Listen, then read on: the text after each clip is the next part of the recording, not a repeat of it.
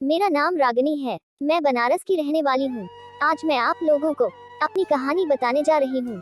ये कहानी मेरे और मेरे जीजा जी के बीच की है। आज मैं आपको खुलकर बताऊंगी कि कैसे मैं अपने जीजा जी का मोटा सामान अपनी अलमारी में ले पाए, क्योंकि मैं इस लायक थी नहीं कि मोटा सामान अपनी अलमारी में ले सकूं।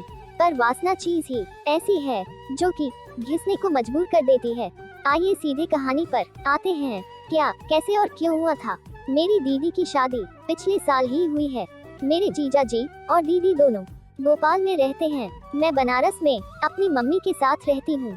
मैं 2 बहन हूँ, तो घर में अब अकेली अपने पापा मम्मी के साथ रहती हूँ। मेरे पापा मम्मी दोनों बैंक में जॉब करते हैं, तो जीजा जी अपने कंपनी के काम से लखनऊ हेड ऑफिस आए थे, इसलिए दीदी भोपाल में ही रह गई और जीजा जी यहाँ आ गए, तो मुझे मौका मिल गया जीजा जी के साथ टाइम स्पेंड करने के लिए। मम्मी पापा सुबह 9 बजे ही घर से चले जाते थे और वो वापस 6 बजे आते थे। तब तक मैं और जीजा जी दोनों घर में ही रहते थे। ऑफिस का काम वो 2 बजे तक कर लेते थे और एक दिन छोड़कर एक दिन उनको जाना होता है।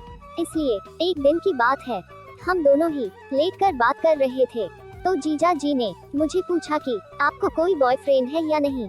तो मैंने कह दिया नहीं है। उन्होंने कहा फिर तो आपको आज तक कोई छुआ नहीं होगा। मैंने कहा नहीं, आजकल किसी ने मेरे किसी भी अंग को नहीं छुआ। कभी ट्रेन पर या बाजार में या बस पर कुछ आवारा लोग छू दिए होंगे, तो अलग बात, पर मैंने कभी भी किसी को छूने नहीं दिया। जीजा जी बड़े ही हॉट और स्मार्ट हैं, तो उनकी तरफ बार बार मैं आकर्षित हो रही थी, क्योंकि इसके पहले मैंने कभी भी किसी लड़के के साथ अकेली और एक घर में, एक कमरे में और एक बेड पर नहीं लेटी थी। तो मुझे भी हल्का हल्का शुरू हो रहा था। तो मैंने भी पूछा कि क्या आपने दीदी के अलावा किसी और लड़की या औरत के साथ काम किया है या नहीं। तो उन्होंने कह दिया कि हाँ, उन्होंने अपनी भाभी और अपनी गर्लफ्रेंड के साथ संबंध बनाए हैं, पर उन्होंने ये भी कहा कि तुम दीदी को मत बताना।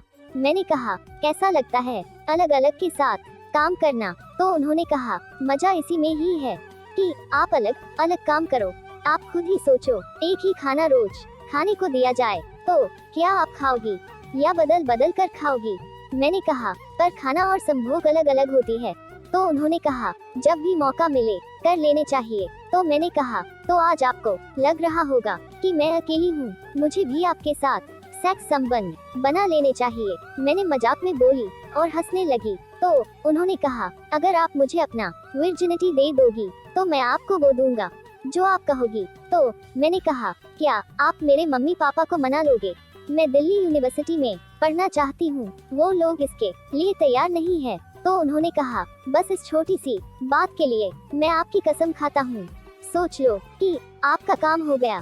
सच तो यह है कि मैं खुद ही मरवाना चाह रही थी, क्योंकि मेरी दो सहेली पिछले महीने ही अपनी सील तुड़वाई है, और वो भी अपने जीजा से ही। तो ऐसा मौका मुझे भी शायद नहीं मिलता। माँ बाप घर पर नहीं है और मैं अकेली हूँ, और मेरे साथ जीजा जी सहलाती हुई उनके होठ को चूसने लगी। हम दोनों के लिप लॉक कर लिए। अब उन्होंने मुझे नीचे किया और मेरे सारे कपड़े उतार दिए। मेरी नींबू संतरे की साइज की है, बहुत ही टाइट, उस पर से पिंक निप्पल बहुत छोटी छोटी। मेरा सामान गोर है पर बाल नहीं है। उन्होंने मेरे जिस्म के साथ खेलना शुरू कर दिया। मैं पागल होने लगी, सिसकारियां मेरे मुंह से निकलने लगी।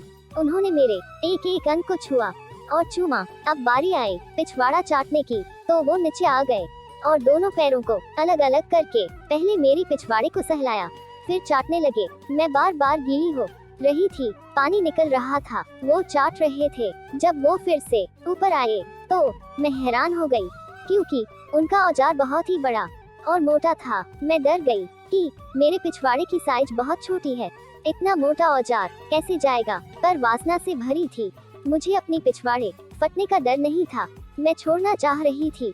उन्होंने अपने औजार में थूक लगाया, मेरे दोनों पैरों को अलग अलग कर दिया, मेरी सामान के नीचे तकिया लगाया, फिर पोजीशन लेकर घुसाने की कोशिश करते, पर मेरी सामान में दर्द बहुत ज्यादा होने लगता, इसलिए मैं पीछे हो जाती।